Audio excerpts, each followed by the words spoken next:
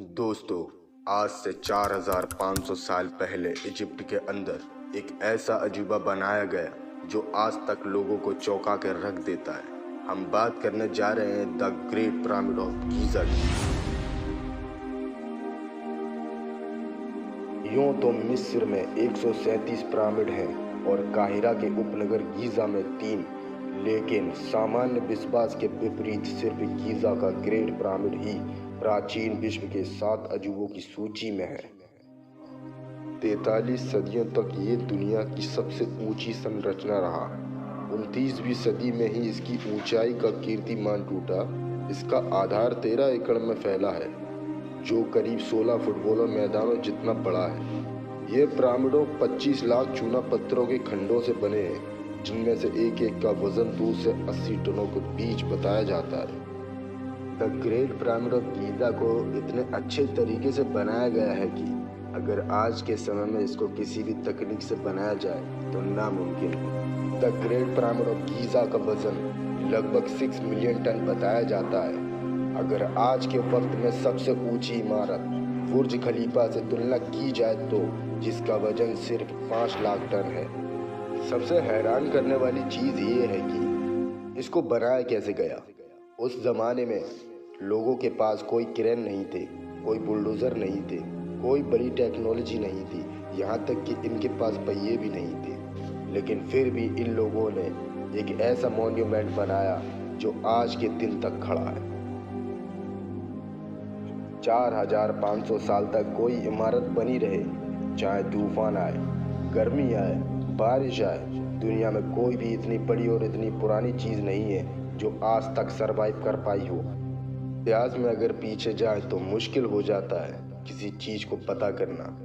दोस्तों, अनुमान लगाया जाता है कि the great pyramid of Giza को बनाया गया 2560 BC में फेरो खूफू के द्वारा। एंशिएंट इजिप्ट में जो राजा महाराजा होते थे, हम उन्हें फेरो करके पुकारते थे। फेरो खूफू की अगर बात की जाए तो हम इनके बारे में ज़्यादा तो नहीं जानते, लेकिन हम इतना ज़रूर जानते हैं कि ये सेकंड राजा थे 4th dynasty of old kingdom of Egypt के। जितने साल तक इन्होंने राज किया था इस पे चर्चा होती है। कोई 23 साल बताता है तो कोई 60 साल। दोस्तों, इस जैसे 3 पिरामिड और हैं। पहला पिरामिड जो इसे खूफू ने बनाया था, और दूसरा पिरामिड जो कि खूफू के बेटे खापरे ने बनाया था, और तीसरा और आखिरी पिरामिड खापरे के बेटे ने बनाया था। अब बात आती है कि इन पिरामिडों को बनाया कैसे गया। उस ज़माने में इन लोगों ने 450 फीट इमारत कैसे खड़ी कर दी। दोस्तों, इस पिरामिड को बनाने में 23 साल का समय लगा और इसको बनाने में 20 से 30 हज़ार मजदूर लगे। इन्होंने कम से कम 10-10 घंटे काम किया the great pyramid of Giza को बनाने में। दोस्तों, इन पिरामिडों में लाइमस्टोन, ग्रेनाइट और मोर्टार के पत्थरों का इस्तेमाल किया गया था। अब सवाल ये है कि इन पत्थरों को काटा कैसे गया। उस समय ये लोग पत्थरों को काटने के लिए कॉपर का इस्तेमाल करते थे। इन्हें एक मकबरे के तौर पर बनाया गया था। बात यह है कि दोस्तों, इन्हें पुनर्जन्म में विश्वास था। इनका मानना था कि मरने के बाद ज़िंदगी कभी ख़त्म नहीं होती। मौत के बाद हमारी आत्मा भगवान के पास जाती है और भगवान डिसाइड करते हैं कि जिन लोगों ने अच्छे काम किए हैं वो हमेशा के लिए ज़िंदा रहेंगे। और दोस्तों, ये लोग जब ज़िंदा थे तो अपने लिए ये टूम बनवाते थे। अपने लिए बहुत सा खाना खजाना, कपड़े, फर्नीचर और पालतू जानवर भी अपने साथ रखते थे कि मरने के बाद काम आएंगे। इनके मरने के बाद इनके शरीर पर एक लेप लगाया जाता था जिससे इनका शरीर सड़े गले नहीं, और फिर इन्हें एक लकड़ी या पत्थर के कॉफिन में बंद करके रख दिया जाता था। इन लोगों ने एक रैम का अनोखा सिस्टम बनाया।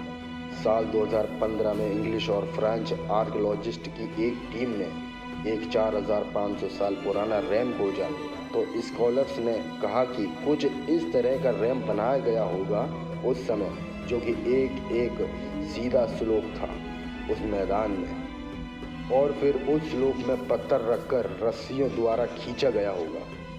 दुनिया के 7 प्राचीन अजूबों में सिर्फ यही एकमात्र ऐसी इमारत है जिसे समय की मार भी खत्म नहीं कर सकी। लेकिन फिर भी आज तक किसी के पास पुख्ता सबूत नहीं है कि इसको बनाया कैसे गया। दोस्तों, लोगों का तो ये भी मानना है कि इसको किसी एलियन ने बनाया। ये कहना बिल्कुल गलत हो सकता है, लेकिन आपकी क्या राय है दोस्तों? इन पिरामिडों को कैसे बनाया गया होगा? कमेंट में हमें ज़रूर बताएं और चैनल को सब्सक्राइब करें।